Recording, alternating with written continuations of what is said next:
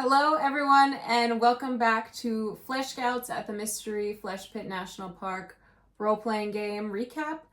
This is the recap for session 1, which was just on Friday. I think everyone had a great time. A lot happened. We got some good role-playing in. We got to meet a new character. We got to meet a few important NPCs. So let's go ahead and get right into the recap. First, let's start with who we met. Allie was able to play this time around, and she introduced us to her character, who is a 14-year-old boy named Gareth. He is from West Virginia. He is openly gay, and he intends to be a science fiction writer one day. His mom and dad live on like an artist commune / artist community. So that's the kind of the environment that he was raised in. And he also runs which Allie described as a podcast, that's just descriptions of him as he's outside. He keeps like a tape recorder on him at all times, which Adam then looked up to see if podcasts were a thing in 1999. And it was determined that Gareth runs an audio blog, not a podcast. Podcasts have not been made popular yet, to go by a different name. So they're currently called audio blogs. So Gareth runs a very popular, actually not popular at all. I don't think so. I don't think it has much traction at all. It's just an audio blog, descriptions of him as he's doing things outside, or descriptions of the outside as he's doing things, like going on walks, and he talks through his walks and stepping on leaves and that kind of thing. So we got to meet Gareth, and then when we got into the role play, last session we'd left it off where all the campers were they'd been assigned to the History and Mystery in the Flesh Pit National Park small group immersion. So they're going to meet the rest of their small group, meet their counselor for the next week and a half as they go through this intensive backcountry camping and learning experience. So the campers walked into the museum lobby where the small group was meeting, and they saw Jessie Hill, which is their camp counselor. She was described as tall and toned with dark hair, in 2 braids on her side. She was in a park ranger uniform, but without the hat, and she was wearing a pair of cowboy boots instead of the normal standard issue park ranger boots. She greeted them very happily, and next to her were Maria Reyes, who is a 12-year-old girl in 7th grade. She's from Gumption, Texas, and she's described as a little bit beefy with dark hair in a bob and bangs, and she's often seen with 2 little yellow butterfly clips in her hair. And then Gregory Darthield, who is 8th grade, and he's 12 years old, and he's from Huntington Woods, Michigan, and he was described as wiry with freckles and blonde hair. So we met them, and Jessie greeted everyone, and she decided that she wanted to start the group with an icebreaker. The icebreaker activity involved someone answering the question from the person before them, and then adding an additional piece of information about themselves that they wanted the group to know. And then the next person would answer their answer to the additional piece of information that the other person wanted the group to know, and then would create another one. So it would go down a loop, and everyone would answer a question from the previous person and then add something else to it. And then the next person would answer the next person's previous question. I purposefully made it as confusing and painful to figure out as possible, as most icebreakers for groups like this are. People did really well with it, though. We found out that, Spencer had volunteered what his favorite Pokemon was, which I cannot remember off the top of my head, but that that made Tiggy have to figure out what her favorite Pokemon was, which she answered with Butterfree. And then Tiggy said she wanted to be an entomologist when she grew up, and which made Mimi have to, on the spot, decide what she wanted to do with the rest of her life, which took quite some time, but she decided she wanted to be a herpetologist because she loves frogs. And everyone went down and volunteered information about each other. It went pretty well. It was a decent icebreaker activity. To look out to Gareth, who did not fully understand the game, which is very fair. It was very the icebreaker, which is very fair. It was confusing, intentionally so. But Gareth answered every single question of what everyone had said before, which it then passed to Gregory, who was not happy, and asked Jesse, the counselor, if he had to answer all those questions because Gareth did it wrong. And Gareth is kind of a annoying, a little bit mean of a kid. And we found out Spencer has a pet horse, which was very exciting to Maria Reyes. She lit up and was really excited to hear that.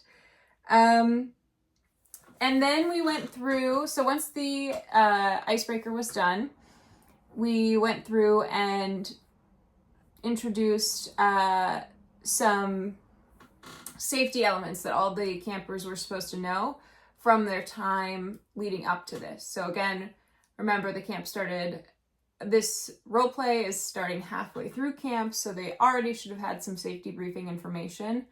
And they were asked a few questions. Who can tell me what the top 3 safety supplies necessary in the pit, the LWL? And the answer to that was light, water, and location. Location in the form of a map, a geolocator, being in close proximity to signs or communication lines. And then what are the steps for an intraspecies wildlife encounter?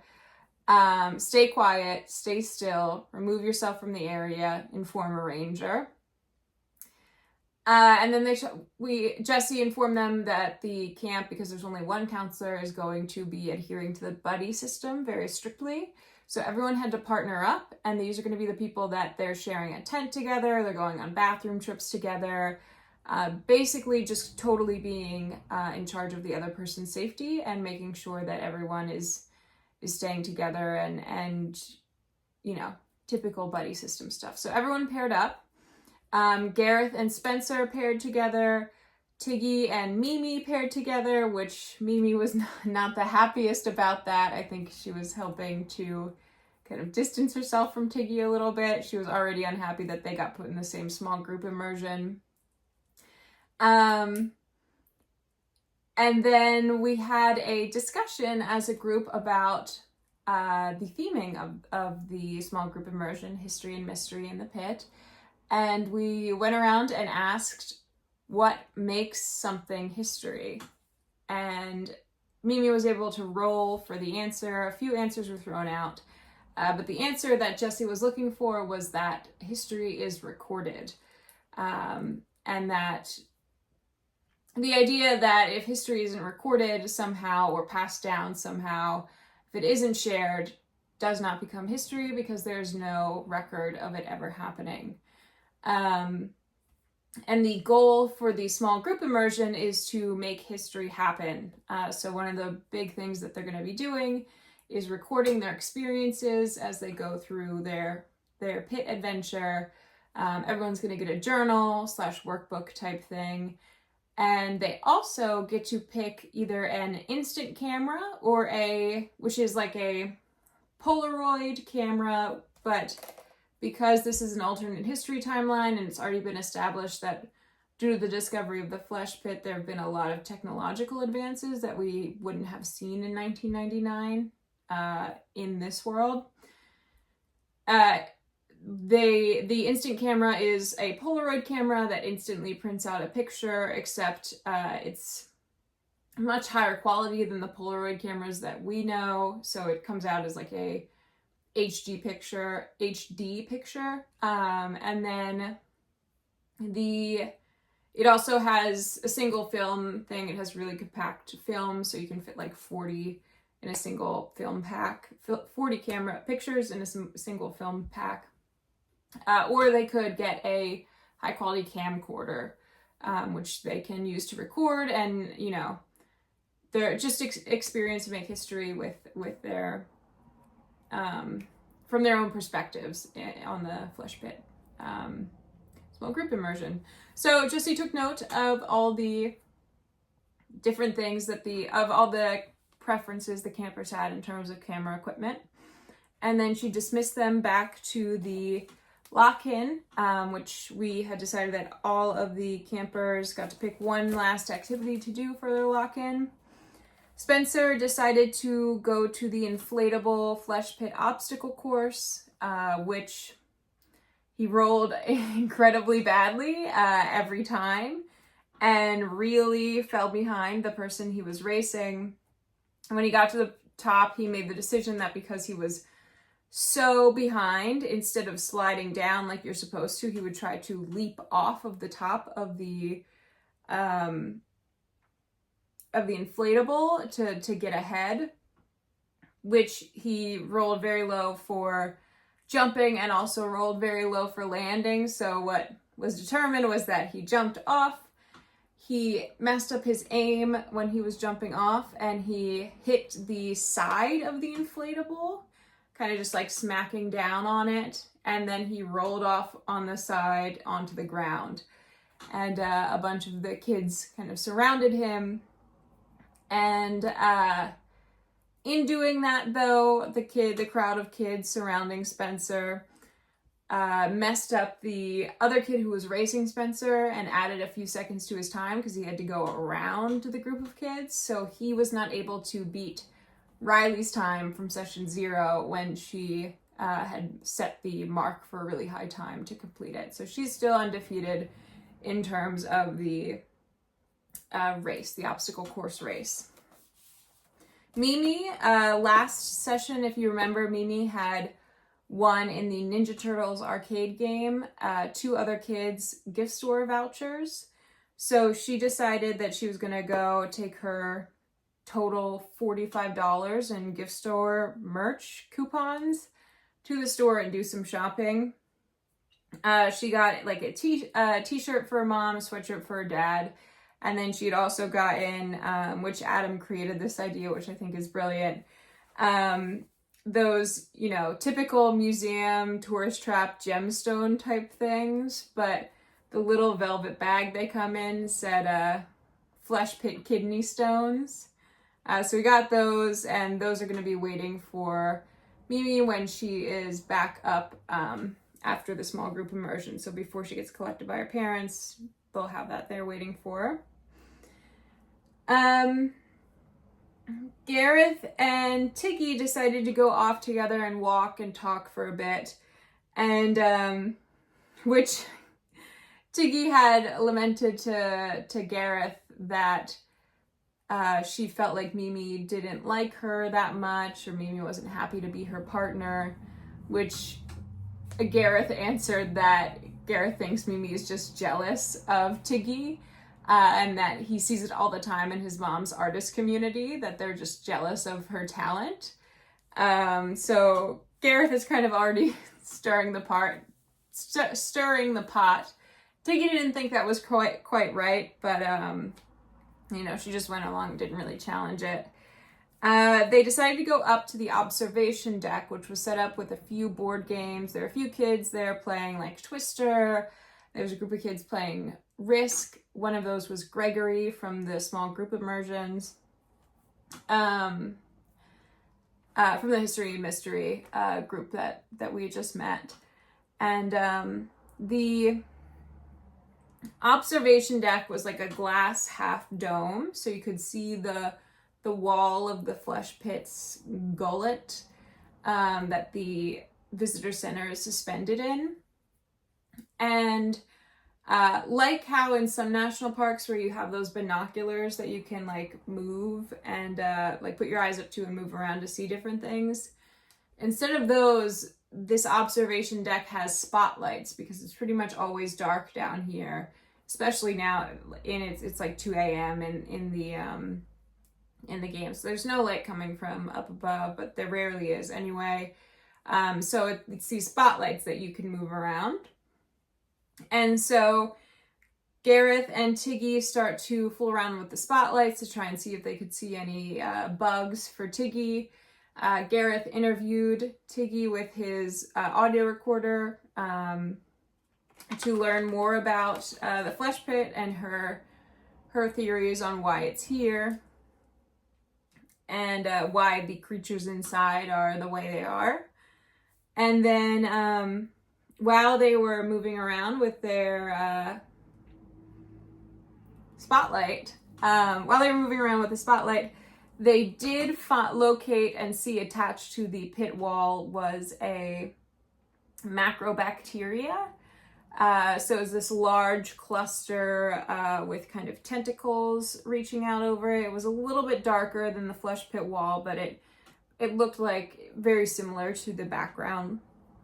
And the tentacles were kind of just like fanning out, kind of pulsating with no real like quickness. It was just like a kind of normal, relaxed, pulsating movement, which is very exciting to Tiggy and Gareth. They decided that they would try to see if they could get a reaction out of it. This thing is a giant bacteria. It doesn't have eyes or anything. It still is like a pretty simple organism, not complex. So they decided to take their spotlights and shake them up and down as fast as they could near the macrobacteria to see if they could get a reaction from like a strobe light effect. And then when that didn't work, they decided to press their faces up against the glass wall and scream to see if it would react to the noise, which it also had no reaction to that. But in doing the screaming, they greatly upset the Gregory and the other kid who were playing Risk. And he said if they don't stop, that he would go and get a counselor because they're supposed to play board games up here to get away from the loudness of the other kids around the visitor center. And then forget exactly what Gregory said, but they challenged the kid on that. And then the kid ran off, assuming to get a counselor, and Gareth and Tiggy decided to skedaddle out of there so it looked like the kid was lying when he came back and said that.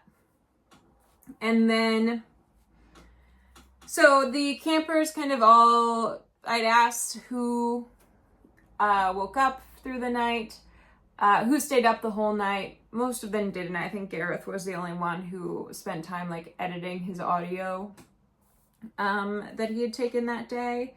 And then, but everyone else kind of fell asleep. Spencer notably fell asleep not where he was supposed to fall asleep. He kind of just dropped to the floor somewhere. And then it was breakfast time. So kids got up bright and early. It was about 6:30 a.m. because they had to be out before the visitor center officially opened to park guests, which was at 9.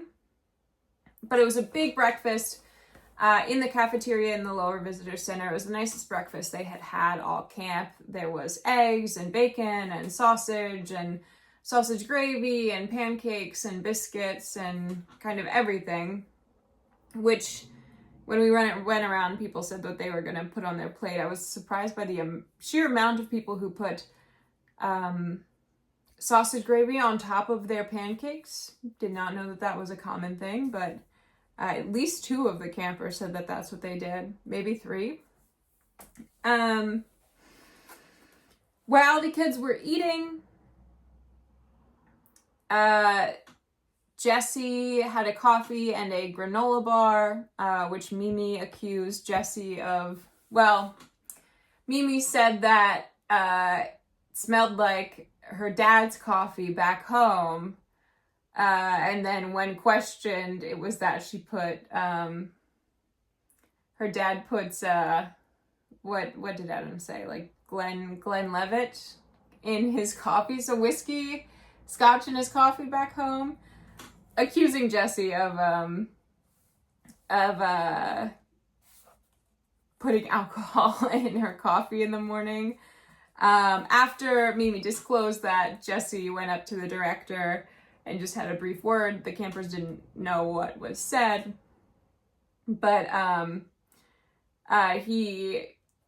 Director Brown looked very concerned, and then when Jessie pointed out or motioned to Mimi, he just kind of had an understanding look on his face and nodded, because she had already had some problems throughout the week. So she kind of had a reputation among the staff as someone who was going through something right now.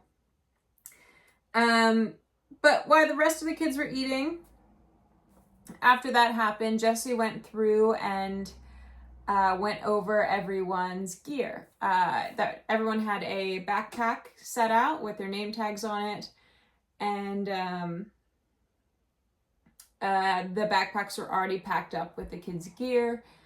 Inside of their backpack was their geolocator, their flashlight, their headlight, batteries, and several sets of backup batteries. A walkie-talkie, which they all were set to the channel that the History Mystery group is on.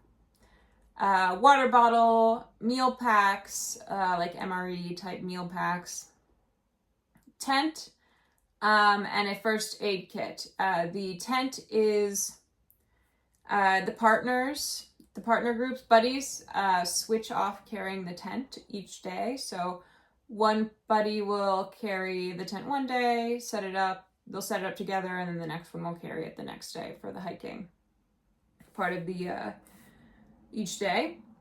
And then also in there were their uniforms, which on feeling was a new invention from the Flesh Pit called reactive clothing, which is clothing that's been synthesized, fabric that's been synthesized from the like muscle fiber of the pit itself.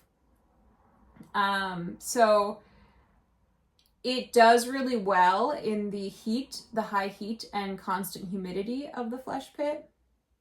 Keeps you cool and really comfortable. It also has a really strange property to it, that it doesn't get dirty the way normal clothing gets dirty. So they don't need to change their clothes throughout the pit. Throughout the small group experience, they should be fine to wear this one set of clothes. It won't get stinky or dirty for the next week and a half. And it is a kind of a fitted long sleeve shirt that's red with the camp logo on it. The material feels like almost like a thick yoga pant feeling, but it also, like, if you were to kind of push it between your fingers, it has like almost a liquidy feeling to it. Kind of like, if you remember those like tubes that you would play with as a kid that were filled with like a liquid and they would continue to turn around. I forget what they're called, but they're some kind of like liquid slinky type thing. So it feels like that. It's very strange and off-putting to quite a number of the campers in the group. Maria particularly, though, is very excited to see it because her dad a few months ago got a set of clothing for this, because she disclosed that he is a miner for anodyne in the Flesh Pit, and she thought the material was really cool, and she's very excited to have her own set of this special reactive clothing. So it's a red long sleeve top with the logo. The pants are also long. They're a little bit looser fitting, with lots of pockets, like a cargo style, and a drawstring around the waist. They're made of the same material. And then the campers also get a bandana that's to be worn around the neck with a little slider, a pewter metal slider. The pattern on the bandana is a black and white map of the flesh pit.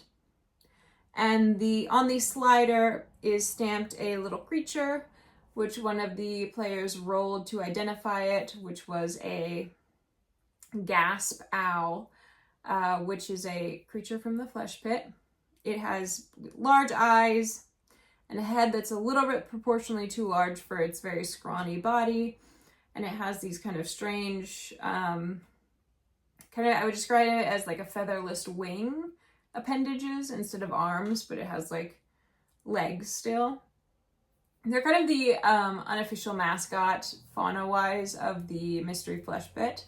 They're considered one of the cuter creatures from the Flesh Pit, which is not saying a lot. They're pretty horrifying. I'll put a picture up on the screen here if I remember it.